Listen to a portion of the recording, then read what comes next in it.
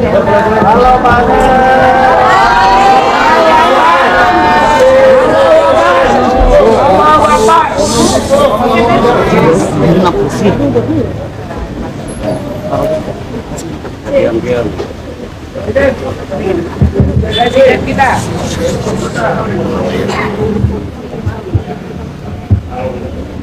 Assalamualaikum warahmatullahi wabarakatuh.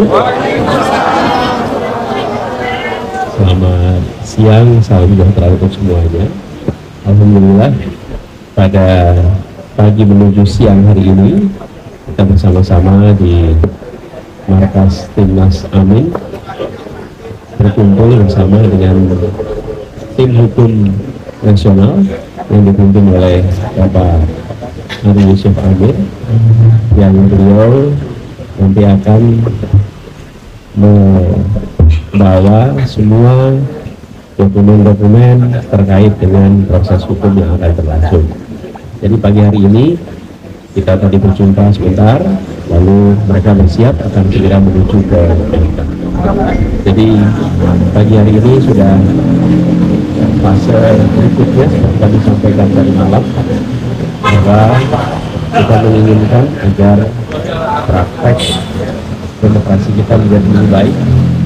Harapannya dengan adanya proses di MK bisa menjadikan pelajaran juga bagi kita semua. Nah, itu saja sebagai pengantar. Silahkan kalau teman-teman ada pertanyaan, tapi saya akan nanti memberikan kesempatan juga pada Pak Ari untuk menjelaskan. Silahkan teman-teman.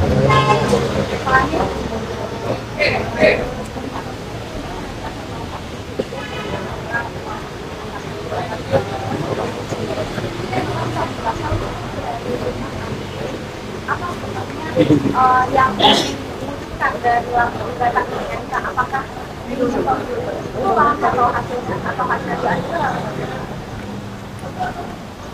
Ada lagi yang lain? Biar sekalian tiga gitu. Ya. Apakah dengan adanya pengajuan gugatan ini artinya dari paslon 1 menunda sementara mengucapkan selamat untuk paslon 2 karena ada sebagian yang berpikir bahwa pernyataan yang Mas Anies sampaikan melalui video semalam kurang lebih situasi sama seperti pemilu sebelumnya, di mana Mas Anies menyatakan itu adalah hasil pemilu sebelumnya. Mas Anies belum bisa menerima bahwa kemenangan pemilu ini adalah seperti mana. Terima kasih. Ya, tiga.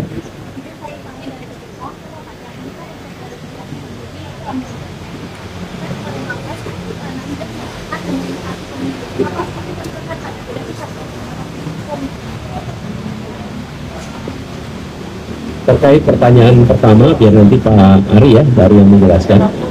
Kemudian yang kedua, tegaskan sekali lagi, proses dan hasil sama-sama penting. Karena proses yang benar akan memberikan hasil yang benar pula. Dan bila ada proses yang bermasalah, maka hasilnya bermasalah.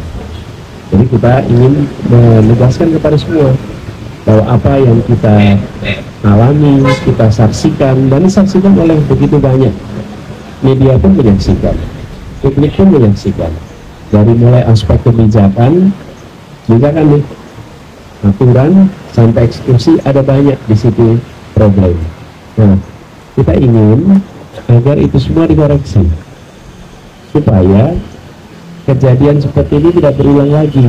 Yang tadi saya sampaikan sudah tidak berulang lagi.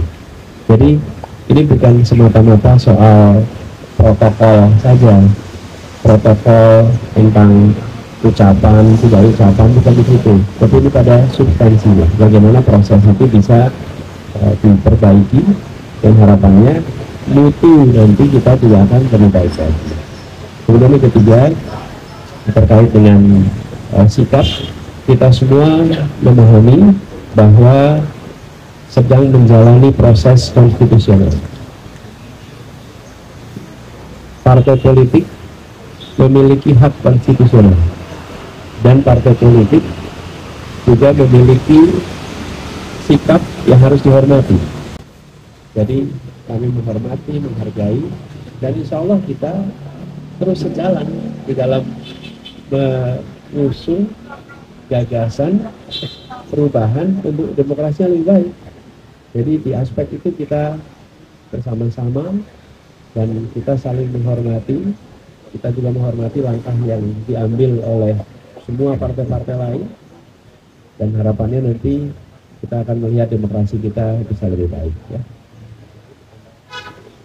Mari silakan.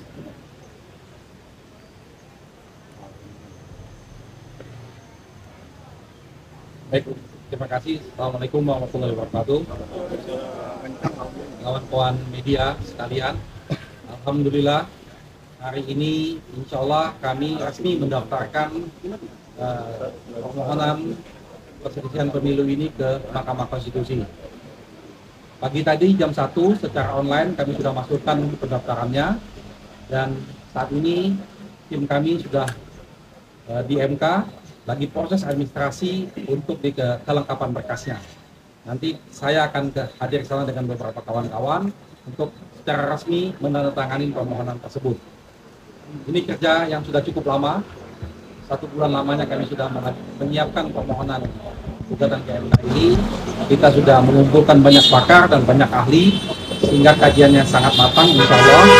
Dan permohonan di MK ini kami lengkapi dengan bukti-bukti yang cukup meyakinkan, dan saksi-saksi juga yang sudah kami siapkan insya Allah cukup meyakinkan. Nanti lebih detailnya setelah resmi diterima oleh MK, nanti kawan-kawan bisa melihat. Demikian saja dari saya, terima kasih. Assalamualaikum warahmatullahi wabarakatuh.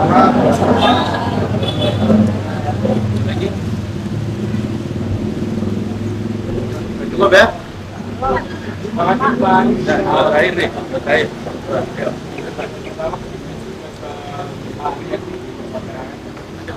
Pertama yaitu sejak penetapan hasil pemilu ini jadi soroti baik oleh kami dan juga adalah keterangan KPPS. Karena kita tahu bahwa di Mahkamah Konstitusi yang dikatakan adalah sengketa hasil pemilu, bukan peraturan apapun. Nah, dari itu kemudian kenal amin apakah yakin variabel misalkan ada kekurangan KPPS itu dapat dipetakan di MK. Dan yang kedua, ini kan jalur konstitusi sedang berjalan, lalu kemudian masyarakat juga seakan-akan ini digunakan ini berubah.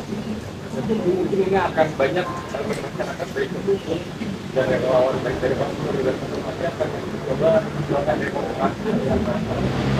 Tanggapan dari Pak Anies melihat situasi ini. Terima kasih.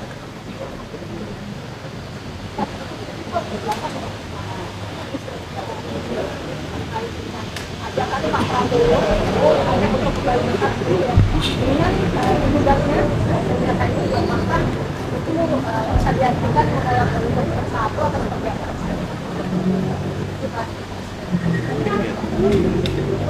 Ya baik, saya jawab teknis hukum dulu. Jadi tentang kewenangan Mahkamah Konstitusi itu sudah melalui kajian yang panjang. Jadi ada pemikiran yang seperti itu, tapi itu tidak sepenuhnya benar. Karena sesungguhnya ketika Mahkamah Konstitusi dibentuk itu adalah penjaga konstitusi kita. Dan sekarang ini konstitusi kita lagi bermasalah. Nah, masalah-masalah inilah yang kami sampaikan di Mahkamah Konstitusi, diikuti dengan fakta-fakta dan bukti-buktinya. Insya Allah atas kepercayaan dari Pak Anies dan Gus Muhaimin, kami akan menjalankan amanah ini sebaik mungkin dan menyelesaikannya secara terhormat. Terima kasih.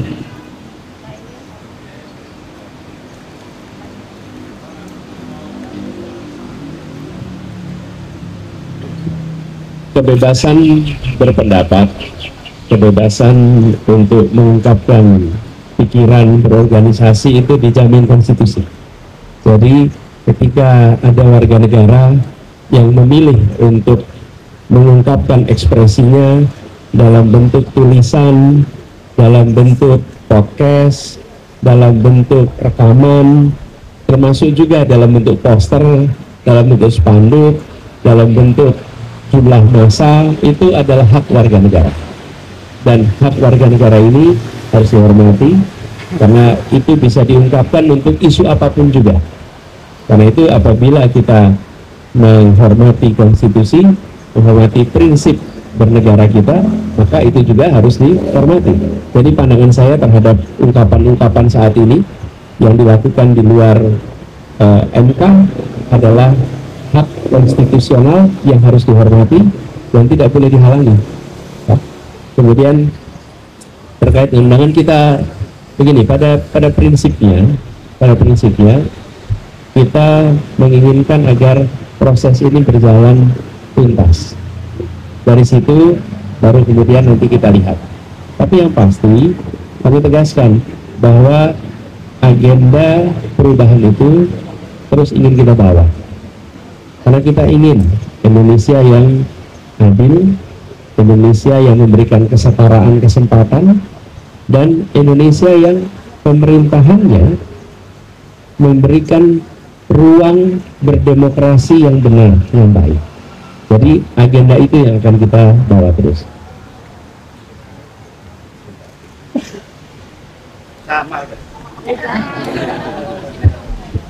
Namanya juga sepasang ya. Oke, cukup ya teman-teman sekalian. Terima kasih banyak. Doakan lancar dan izinkan saya menutup. Dengan menyampaikan kepada semua rasa terima kasih. Terima kasih kepada hadirin yang ikut hadir di sini, para simpatisan pejuang perubahan, para relawan, teman-teman media semua. Dan kami ingin tegaskan bahwa kita berjuang melakukan perubahan, termasuk perubahan di dalam proses pemilihan itu sendiri, supaya kualitasnya bisa menjadi lebih baik. Dengan begitu, insya Allah nanti generasi-generasi ke depan juga akan menyaksikan Indonesia yang lebih adil, termasuk di dalam proses demokrasi. Gitu ya. Terima kasih teman-teman. Assalamualaikum warahmatullahi wabarakatuh.